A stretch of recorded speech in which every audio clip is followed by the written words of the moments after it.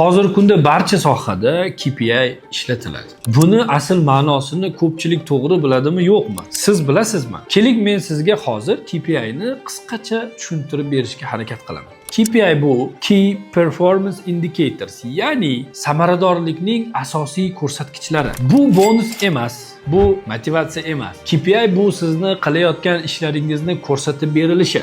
Agarda siz savdo xodimi bo'lsangiz, sizni KPI ko'rsatkichlaringiz mahsulot miqdori, mahsulot summasi, mijoz miqdori va mijozlarga tashriflar soni mana bulardan iborat bo'ladi. Ko'pchiligimiz, ko'p tadbirkorlar KPI deganda bonus tushunchasiga borishadi. Yo'q, KPI bu ko'rsatkich bonusni mana shu ko'rsatkichlarga bog'lash mumkin. Agar siz xodimingiz qaysi ko'rsatkichlarni yuqori bajarsa, mana shu savdoyingiz rivojlanishiga ta'sir ko'rsatsa, mana shu KPI'larga siz bonus bog'lab berishingiz mumkin. Agar sizga KPI va shunga o'xshash mavzular qiziq bo'lsa, sahifamizni kuzatishda davom eting.